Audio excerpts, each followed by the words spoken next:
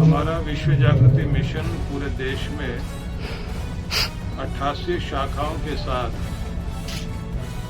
कार्य कर रहा है और इस मिशन के अंतर्गत हम लोग अनाथालय चलाते हैं, गुरुकुल चलाते हैं।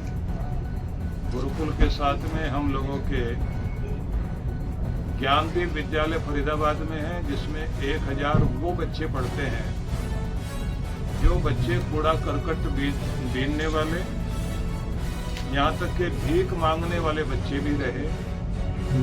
वे बच्चे भी हैं जो पहले कभी जेब तक काट लेते थे। उन बच्चों को पढ़ा भी रहे हम लोग, स्किल डेवलपमेंट कोर्स भी कराते हैं, कौशल विकास का पाठ्यक्रम और प्रशिक्षण देने के बाद उनकी नौकरी लगवाने का भी कार्य कर रहे हैं। इसी तरह से झारखंड के अंदर जो वनवासी आदिवासी बच्चे हैं, ऐसे 2 स्कूल वहां पर चलते हैं, लगभग 600 बच्चे वहां पर भी पढ़ रहे हैं। 2 हॉस्पिटल हमारे समाज सेवा में समर्पित हैं। 10 गौशालाएं भारत भर में काम कर रही हैं और इसी के साथ में हमने वानप्रस्थ आश्रम बनाए हैं। वानप्रस्थ आश्रम के साथ में आज की आवश्यकता को ध्यान में रखकर वृद्धाश्रम भी हमें मजबूरी में खोलना पड़ा है, क्योंकि पहले बच्चे अनाथ होते थे, आजकल बूढ़े लोग भी अनाथों की जिंदगी जी रहे हैं। इस सब के साथ में 24 मंदिर हमने पूरे भारतवर्ष में बनाए। हमारा एक ध्यान केंद्र हिमाचल व्यास नदी के तट पर है, जिसमें हम पूरे अंतर्राष्ट्रीय जगत को ध्यान के लिए आमंत्रित करते हैं। और इसी प्रकार से अब हमारी योजना है कि हम एक गुरुकुल बंगाल में खोलने जा रहे हैं।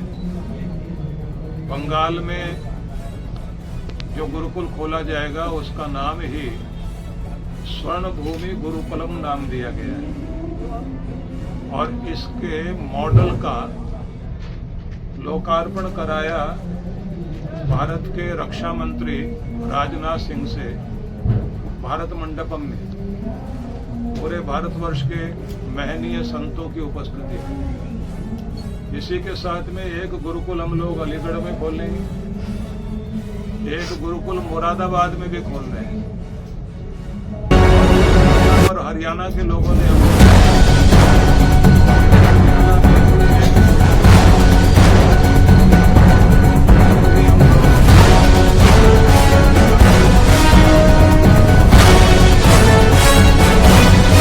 आज हमारी युवा पीढ़ी में संस्कारहीनता बहुत अधिक बढ़ गई है। माता पिता के प्रति सम्मान नहीं, देशभक्ति का अभाव दिखाई देता है। जो शिष्टाचार होना चाहिए वो नहीं है। अपने झंडे के लिए भी खड़े होने में उनको 1 मिनट से भी कम का समय वो भी देने को तैयार नहीं है। फौज के प्रति, सेना के प्रति जो श्रद्धा, प्रेम, देश प्रेम की भावना पहले थी, उसको फिर से बढ़ाने के लिए हम लोग चाहते हैं कि संस्कार केंद्र खुले। इन संस्कार केंद्रों में हमारी चेष्टा होगी कि हमारा जो सनातन संस्कृति है उसका परिचय भी हम अपनी नई पीढ़ी को करा सकें। इसी भावना को लेकर के गुरुकुल को भी हम लोग खोल रहे हैं। हमारे 3 गुरुकुल पहले से ही चलते हैं और 3 गुरुकुल हम बहुत जल्दी खोलने वाले हैं। ये हमारी भावना केवल इसलिए है कि किसी समय जब भारत अंग्रेजों के कब्जे में आया, उन्होंने सबसे पहले भारत के 7.5 लाख गुरुकुल यहाँ के विद्यालय बंद किए थे और उसके साथ में उन्होंने लॉर्ड मैकाले की जो शिक्षा पद्धति थी, उस पद्धति को उन्होंने लागू किया था। तो आज जब हमारा अपना देश इतनी उन्नति करते हुए जहां सुई नहीं बनती थी, आज वो सैटेलाइट पूरी दुनिया में इसकी धूम मचा रहा है, जिसका झंडा आज पूरी दुनिया में अपनी पहचान बना चुका है। उस देश को अपनी संस्कृति और अपनी परंपराओं को भी ऊंचा उठाना चाहिए। तो सारी जिम्मेदारी गवर्नमेंट की नहीं होती, सामाजिक संस्थाएं भी काम करें। तो हम लोग जहां प्रवचन में और सत्संगों के साथ ध्यान के कार्यक्रमों में अब तक संलग्न थे, तो साथ साथ में हमने समाज सेवा को भी महत्व दिया था। और हम लोग किसी भी तरह के प्रदर्शन को पसंद नहीं करते थे, सेवा करते रहे, विज्ञापन को कहीं ध्यान नहीं दिया। लेकिन कुछ चीजें होती हैं जिसको समाज के सामने लाना पड़ता है। जैसे संस्कार केंद्र का एक ऐसा कार्यक्रम है जिसका प्रचार होगा तो जनता उस तरफ आएगी, क्योंकि बच्चों के प्रति माँ बाप तो बहुत अच्छे स्कूल में उनको एडमिशन दिला देते हैं और स्कूल वाले अपना पाठ्यक्रम पूरा करने में पूरी ताकत लगा देते हैं। उसके बाद थोड़ा बहुत जो बच जाता है ट्यूटर पूरी करता है। लेकिन मॉरल एजुकेशन देने के लिए, नैतिक शिक्षा देने के लिए किसी के पास समय नहीं है। माँ बाप बच्चे को खुश करने के लिए उपहार देंगे, मॉल लेकर जाएंगे, सिनेमा दिखा देंगे, लेकिन उनको जो दादा दादी नाना नानी जो पहले शिक्षा दे करके उनके अंदर भावना भरते थे, वो चीज की कमी दिखाई देती है। इसलिए आज इस जरूरत को पूरा करने के लिए किसी को आगे आना चाहिए। तो उस संबंध में जो कुछ हमसे हो सकता है हम उसके लिए चेष्टा कर रहे हैं। और वो पूरे देश में अब तक हमने 35 संस्कार केंद्र खोल दिए और 108 खोलने की हमने इसका संकल्प लिया है। और ये हमने कुंभ के अवसर पर ये घोषणा की थी। योगी आदित्यनाथ जी और पूरे देश के संत इकट्ठे थे, तो वहां पर एक बात चल रही थी कि अमृत काल चल रहा है, आजादी का यह अवसर हम सबके लिए अभिनंदनीय है। तो मैंने भी उसके लिए बधाई देते हुए ये कहा कि मैं एक बात जरूर अपनी तरफ से बोलना चाहूंगा कि 1000 साल के बाद हमने आजादी पाई। ये अच्छी बात है कि हम उसके लिए अभिनंदन करें, गौरव की बात है। पर समस्या ये है कि ऐसा देश दुनिया में पहला ही है जो 1000 साल तक गुलाम रहा। तो प्रश्न यहाँ से शुरू होना चाहिए कि हम गुलाम हुए क्यों, और अगर वही कारण आज भी मौजूद है तो उसको दूर करने के लिए हम क्या कर सकते हैं। उसी में मैंने ये कहा था कि जितने भी संत यहाँ बैठे हुए हैं, अगर सभी संत अपने अपने आश्रम के साथ एक गुरुकुल खोल दें, तो अंग्रेजों ने बंद किए थे तो उनको खोलने के लिए संत तो आगे आए। मैंने कहा आपका मुझे नहीं पता, मैं अपने आश्रमों में 10 गुरुकुल खोलने का संकल्प लेता हूँ। दूसरी बात मैंने ये कही थी कि दूसरों की आप चर्चा करते हैं, कहते हैं कि हर मस्जिद के साथ मदरसा है। आप लोग बोलते हैं कि चर्च के साथ में कॉन्वेंट स्कूल है, तो फिर आपके मंदिरों के साथ संस्कार केंद्र क्यों नहीं है। तो मैंने कहा मुझे नहीं पता आप लोग क्या करेंगे, लेकिन मैं अपनी तरफ से कहता हूँ मैं 108 संस्कार केंद्र स्थापित करूंगा। और मैंने 35 शुरू कर दिए हैं, पूरे हो गए हैं, और अब बाकी के लिए हम लोग कार्य कर रहे हैं। एक संत ने हमसे उस समय पूछा कि आप 108 जोश में आके बोल रहे हैं, कैसे पूरा करेंगे। तो मैंने कहा 88 केंद्र तो मेरे पहले ही है, एक एक महीने वहाँ शुरू कर देना, बाकी और जगह भी सामने आ जाएंगी, मेरे लिए कोई कठिन विषय नहीं। तो मैं अपनी तरफ से जो हो पा रहा कर रहा हूँ। लेकिन बात यह है कि एक अकेले से दिवाली नहीं हो सकती, एक फूल खिलने से बसंत नहीं आएगा। जब सारे दीप जलते हैं तो दीपावली होती है, जब सारे फूल खिलते हैं तो वसंत ऋतु आती है। अगर हम सब लोग मिलकर के काम करें, आप सरस्वती पुत्र हैं, सब लोग समाज सेवा के लिए बहुत बड़ा कार्य आप लोगों का भी है। आप लोगों की भूमिका कोई साधारण नहीं है। मैं आप में और अपने में कोई अंतर नहीं महसूस करता। ये ठीक है मैं इधर बैठा हूँ, आप उधर बैठे हैं, लेकिन हम सब लोग एक हैं। हम लोग सब उस चीज को समझते हैं कि समाज में अगर किसी चीज की जरूरत है तो हम सबको उस मशाल को हाथ में लेकर के आगे आना चाहिए और काम करना चाहिए। तो इसलिए आज आप लोग जब यहाँ उपस्थित हुए हैं तो बहुत प्रसन्नता का विषय है और आप सबका मैं बहुत बहुत अभिनंदन करता हूँ। अब आप कुछ पूछना चाहें तो आपका स्वागत।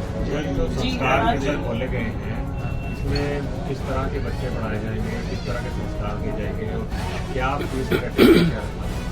पहले तो गुरुकुल की बात हम बताएं कि गुरुकुलों को जब हम खोल रहे हैं तो उसमें मॉडर्न एजुकेशन भी होगी, लेकिन प्राचीन विद्या का भी साथ में समावेश करेंगे। इनके होने का मतलब ये है कि इन गुरुकुलों में सारा दिन पढ़ने के साथ में बच्चे वहीं हॉस्टल में रहेंगे और उनको सुबह और शाम उस वातावरण में रखा जाएगा जिससे वो अपने शरीर को भी स्वस्थ रख सकें, प्राण शक्ति को भी प्रबल बना सकें, आध्यात्मिक रूप से भी जागृत हो सकें। उनको वो सारी चीजें भी मनोरंजन के नाम पर जो कुछ दिया जा रहा, मनोरंजन के नाम पर उनको वो चीज देना चाहते हैं जिनसे उनका आत्मिक विकास हो सके। तो इस तरह से तो हम गुरुकुल चलाएंगे और संस्कार केंद्रों को हम इच्छा ये कर रहे हैं कि उसको दो तरह से शुरू किया जाए। भारत भर के जो रिटायर्ड टीचर हैं उनका साथ लेकर के हम लोग, जिनके बच्चे शनिवार रविवार को थोड़े से भी फ्री होते हैं, वो बच्चों को वहाँ लेकर आए।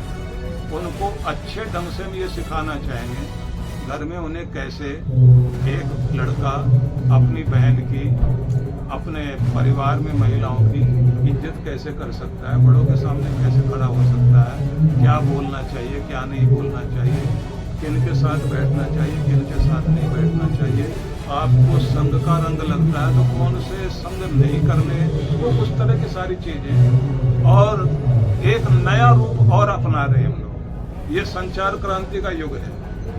हम संचार क्रांति के माध्यम से भी संस्कार क्रांति करेंगे जिससे दूर तक ये आवाज पहुंचे। जी, जिस तरीके से आपने थोड़ी देर पहले जिक्र भी किया कि कई बार जेल से जो कैदी आते हैं और फिर उनको समाज जल्दी से आत्मसात नहीं करता, लेकिन आपके द्वारा, हमारे मिशन द्वारा उनको सुधारने के साथ साथ, शिक्षित करने के साथ स्किल डेवलप उनके अंदर किया जाता है ताकि वो अपना रोजगार भी कर सके और दोबारा समाज में एक पुनर्जीवन उनका एक तरह से, ये मान लीजिए कि आपका विश्व जागृति मिशन की तरफ से किया जाता है। तो उसमें कुछ बताएंगे कि कितने इस तरह के लोगों को अब तक हमने स्किल करके किया है? देखिए, जो बच्चे इस समय कूड़ा कचरा बीनने वाले और उस तरह के वातावरण में रह रहे हैं, उनमें से जितने भी हमारे यहाँ पढ़े 90% को नौकरी मिल गई और हमारी चेष्टा यही है। और अभी हमारी चेष्टा ये भी है कि जो आदिवासी बच्चे हैं उनको हम लोग कुछ कंपनियों से बात कर रहे हैं जी कि जितने भी बच्चे निकलेंगे उनको सबको नौकरी दिलवाएं। सनातन धर्म जो है ये हमेशा उदारता के लिए माना जाता है, हर किसी को अपनाने को लेकर, लेकिन कुछ देश में अलग अलग वाक्य होते हैं। अभी आपने देखा ही होगा हाल ही में जैसे मंदिरों पर लिख दिया गया था आई लव मोहम्मद, और इस तरह के जो वाक्य होते हैं कहीं ना कहीं सांप्रदायिक संघों को भड़काने, जो हमारा भाईचारा है सभी समाज का आपस में, उसको बिगाड़ने में होते। तो क्या कुछ कहना चाहेंगे, क्योंकि आप भी मतलब खुद आचार्य हैं? देखिए, पूरे देश में इस समय केवल कुछ ही लोग काम नहीं कर रहे हैं, पूरे दुनिया भर की एजेंसियां इस भारत की शक्ति को तोड़ने के लिए लगी हुई हैं। और इसलिए और लोग तो सब आराम से रह लेते हैं, लेकिन कुछ राजनीतिक लोग हैं जो कोई न कोई इस तरह का स्लोगन लेकर के आएंगे, यहाँ की भावना को खराब करेंगे। नहीं तो जिनके अंदर जो भी प्रेम भाव है वो प्रेम हृदय में रहे ना, गलियों में निकल करके उसको प्रेम दिखाने के लिए और फिर चोट पहुंचाना और फिर दंगा कर देना, वो तो उचित नहीं। 10 गुरुकुल जो हम लोग खोलना चाह रहे हैं, बंगाल में हम लोग खोलेंगे, अलीगढ़ में हम लोग खोल रहे हैं, मुरादाबाद में खोल रहे हैं और इसी तरह से झारखंड में हम लोग खोलने वाले हैं। पंजाब में भी हम पटियाला में एक गुरुकुल खोलने जा रहे हैं और हमारी एक इच्छा और भी है कि हम हरियाणा और पंजाब के बॉर्डर पर भी एक खोलना चाहते हैं कि जिससे कम से कम जो यहाँ अशांति बॉर्डर पर ही ज्यादा आती है तो यहीं पर कोई शांति पाठ करने वाले लोग हो जाएं। तो ऐसे पूरे देश में अलग अलग जगह हमने चुनी है जिन पर हम ये काम करना चाहते हैं। गुरुजी जिस तरह देश के यहाँ खड़े हुए हिमाचल से आगे आ जाए। इनको हमने आगे किया था और ये पहली संस्था थी जिसने जाकर के हिमाचल में सबसे अधिक काम किया, सबसे अधिक। और कोई ड्रामा नहीं, कोई प्रचार नहीं, कोई विज्ञापन नहीं। और इस बात को वहाँ के जो पूर्व मुख्यमंत्री थे उन्होंने सबके सामने घोषणा करते हुए कहा, ये अखिलेश जी थे, यही अपने कंधे पर बोरियां लेकर के आटे के जाते थे। 500 आटे की बोरियां और भोजन और सारा सामग्री, सब साधन घर घर तक हम लोगों ने पहुंचाया। गुरुजी भारी नुकसान पंजाब में हुआ है। इस बात की बहुत खुशी है कि हमारे हरियाणा के मुख्यमंत्री ने भी, पड़ोसी राज्य होने के कारण भी, उन्होंने अपनी तरफ से जाकर के वहां भी काम किया। और हम लोग भी, हमारा पटियाला मंडल यहाँ खड़ा हुआ है, लुधियाना वाले, जालंधर वाले, हमारी सबकी भावना यही है कि जो भी कुछ वहाँ समस्या है वो सब के लिए हम, क्योंकि पंजाब हमारा सब अपना है। गुरुओं की वाणी जहाँ गूंजी है, जिन्होंने सनातन को बचाने के लिए अपना जीवन बलिदान कर दिया, हमारा पहला कर्तव्य है वहाँ के, तो वो तो करेंगे बात है। लेकिन किसी में लादेन तो नहीं आ रहा, हनुमान जी तो आ रहे हैं ना। गुरु तो किया जा सकता है, जबकि आपका कहना यह है कि सिमरन के बिना परमात्मा को नहीं पाया जा सकता। देखिए, आप जो मुझसे कहलवाना चाह रहे हैं वो मैं नहीं कहना चाहता। उसका कारण है कि हम चाहते हैं सारी कड़ियाँ जुड़ी रहें। ये समय हमारे एक साथ मिलकर चलने का है। और बाकी तो जो मैं बोलता हूँ बहुत खुल के बोलता हूँ, जो आप भी नहीं सोचते उससे भी आगे बोलता हूँ और कठोरता से भी बोलता हूँ। लेकिन जरूरत है आज ये सारी उंगलियां एक हो जाए और पावरफुल और मिल करके जो है, जब सारे मिल जाएंगे तो ये सारी छोटी उंगली सबसे पहले कूड़ा करकट साफ कर देंगे। तो इसलिए आज मिलने की जरूरत है। इसी कड़ी प्रेमानंद जी के लिए हम परमात्मा से प्रार्थना करते हैं कि वो स्वस्थ हों और दीर्घायुष्य को प्राप्त करें और समाज का जैसे मार्गदर्शन कर रहे हैं करते रहें और उनका प्रेम सब तक पहुंचे। एक आखिरी सवाल महाराज जी, आज आप हरियाणा में पावन धरती पे हैं, शौर्य की, सौंदर्य की धरती है। आज हरियाणा दिवस है, जन्मदिन है आज हरियाणा का, 60वां जन्मदिन है। तो क्या कुछ कहना चाहेंगे, क्या शुभकामनाएं प्रदेश को देना चाहेंगे? देखिए, हरियाणा दिवस है तो इसके लिए मंगल कामनाएं हैं। छोटा सा प्रदेश है, यहाँ छोटी सी कुछ भी अच्छी चीज होती है तो पूरे देश में जाती है, लेकिन यहाँ कुछ थोड़ी सी भी गड़बड़ी हो जाए तो उसकी चर्चा भी पूरी जगह जाती है। और नवाब सिंह सैनी जब से आए तब से तो हम लोग ये महसूस कर रहे हैं अभी इतने उपद्रव नहीं है, तो सबको लेकर के साथ चले। मंगल कामना करते हैं कि वो और सफल हों और सबको साथ जोड़कर काम कर सकें और किसी भी तरह की कोई भी विपदा इस प्रदेश में ना आए, ऐसी मंगल कामना।